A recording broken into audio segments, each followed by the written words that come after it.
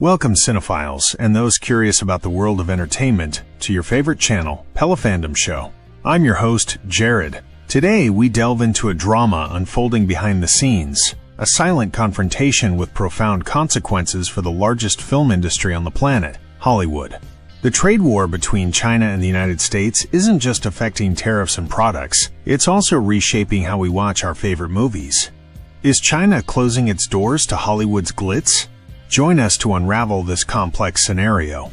But before we do, don't forget to subscribe to this channel and click the bell to see more content about the fascinating world of cinema.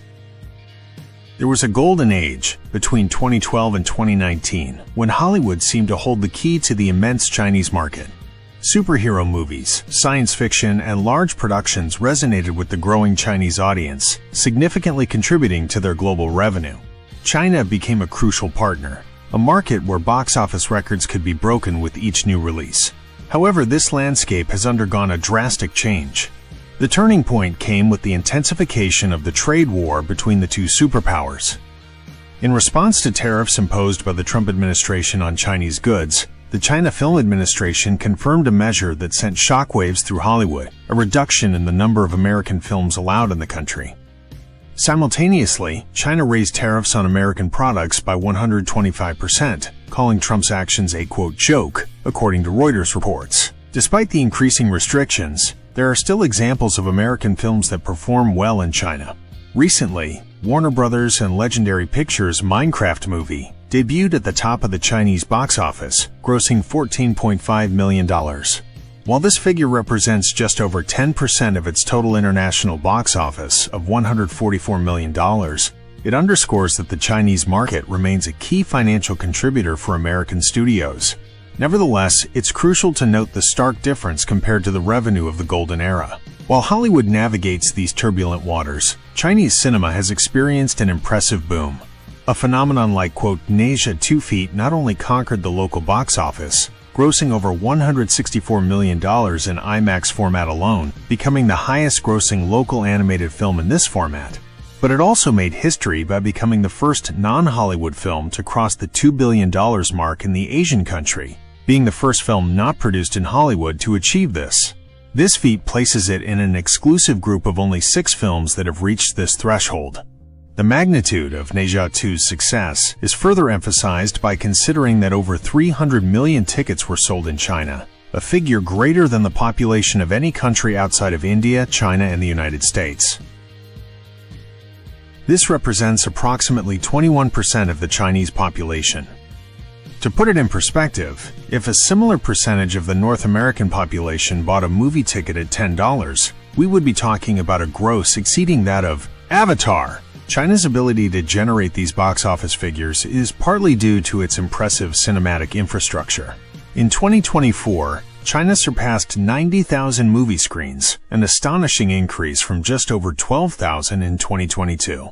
This number is not only one of the highest globally, representing almost 45% of the global total, but it also reflects the growing demand for entertainment in its expanding urban populations. In comparison, the United States has around 35,000 screens, India nearly 12,000, and the United Kingdom just over 3,000.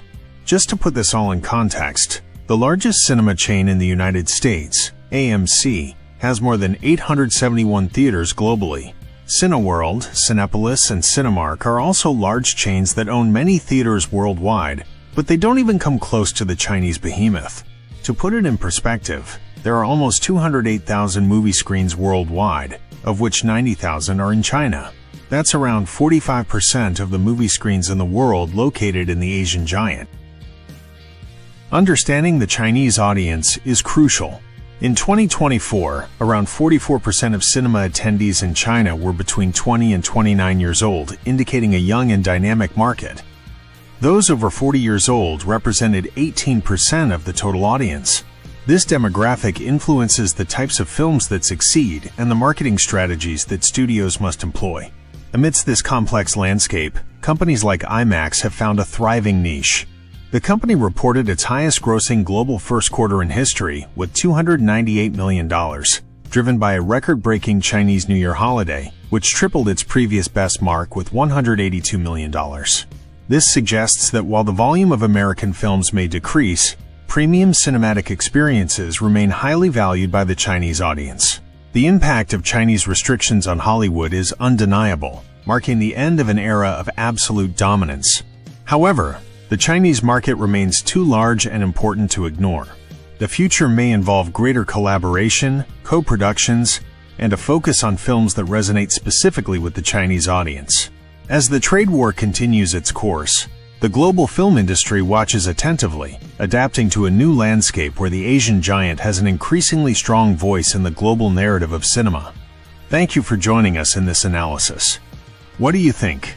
Leave your comments below and don't forget to subscribe for more content about the fascinating world of cinema. I'm Jared. This was Pelafandom. See you next time.